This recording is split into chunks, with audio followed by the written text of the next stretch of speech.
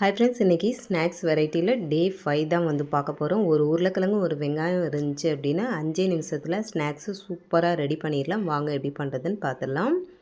உருளைக்கிழங்கு தோல் எடுத்துகிட்டு நல்லா கழுவிட்டு கேரட்டு சீவுறதில் வச்சு நல்லா துருவி எடுத்துக்கலாம். பெரிய உருளைக்கிழங்கு இருந்துச்சு அப்படின்னா 1 எடுத்துக்கோங்க. மீடியம் சைஸாக இருந்துச்சு அப்படின்னா 2 உருளைக்கிழங்கு எடுத்துக்கலாம். உருளைக்கிழங்கு வந்து நல்லா துருவி எடுத்தாச்சு. இது கூட வந்து ஒரு பெரிய வெங்காயத்தை நல்லா பொடிசாக கட் பண்ணி சேர்த்துக்கோங்க. இது கூடவே 1 ஸ்பூன் இஞ்சி பூண்டு பேஸ்ட்டு, அடுத்ததாக வந்து 3 ஸ்பூன் அளவு கடலை மாவு சேர்த்துக்கோங்க. கடலை மாவு அதிகமாக சேர்க்க வேணாம், 3 ஸ்பூன் சேர்த்தாலே கரெக்டான அளவாக இருக்கும்.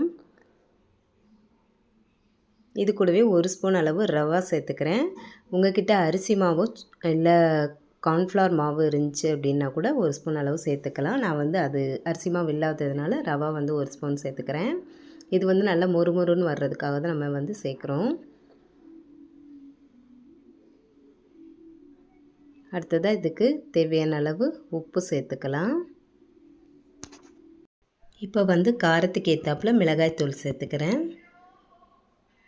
இது கூடவே கொஞ்சமாக பெருங்காயத்தூளும் சேர்த்துட்டு நல்லா மாவை கலந்து எடுத்துக்கலாம். இதில் வந்து தண்ணி எதுவுமே சேர்க்க வேணாம். ஏன்னா வந்து உருளைக்கிழங்குலையும் தண்ணி விடும், வெங்காயத்துலையும் தண்ணி விடும். அதனால் தண்ணி எதுவும் சேர்க்காமலே கரெக்டாக வரும். இந்த மாதிரி எடுத்து போடுற அளவுக்கு வரும். இதுதான் மாவோட பதம். இப்போ வந்து மாவு ரெடி ஆயிடுச்சு. எண்ணெய் வந்து நல்லா சூடு பண்ண வச்சுக்க. எண்ணெய் நல்லா சூடானது மீடியம் ஹீட்டில் வச்சுட்டு கொஞ்சம் கொஞ்சமாக எடுத்து இந்த மாதிரி போட்டுக்கலாம். குழந்தைங்களோ வீட்டில் இருக்கவங்களோ ஸ்நாக்ஸ் கேட்டாங்க அப்படின்னா நீங்கள் டக்குன்னு வந்து இது ரெடி பண்ணி கொடுத்துடலாம். டீ போடுற டைம்லேயே வந்து ரெடி பண்ணிடலாம். இது ரெடி பண்ணுறதுக்கு ஒரு 5-10 நிமிஷம் தான் ஆகும். வீட்டுக்கு யாராவது கெஸ்ட்டு வந்தால் கூட செஞ்சு கொடுத்து பாருங்கள். ரொம்ப விரும்பி சாப்பிடுவாங்க. செம்ம டேஸ்ட்டாக இருக்கும். உருளைக்கிழங்கு சேர்த்துருக்கிறதுனால நல்லா மொறுன்னு சாப்பிட்றதுக்கு அவ்வளோ சூப்பராக இருக்கும். பார்க்குறதுக்கும் சரி, டேஸ்ட்டும் அவ்வளோ சூப்பராக இருக்கும். கண்டிப்பாக ட்ரை பண்ணி பாருங்கள். இது செய்ய அப்படியே சூப்பராக வந்து காலியாயிரும். சுட சுட சாப்பிட கொடுங்க, செம்ம டேஸ்ட்டாக இருக்கும்.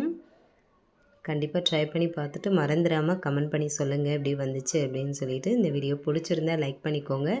இதுவரை நம்ம சேனலை சப்ஸ்கிரைப் பண்ணாமல் பார்த்துட்ருக்கீங்க அப்படின்னா மறந்துடாமல் சப்ஸ்கிரைப் பண்ணி சப்போர்ட் பண்ணுங்கள். நாளைக்கு இன்னொரு சூப்பரான ஸ்நாக்ஸ் ரெசிபி வீடியோவில் பார்க்கலாம். Bye friends.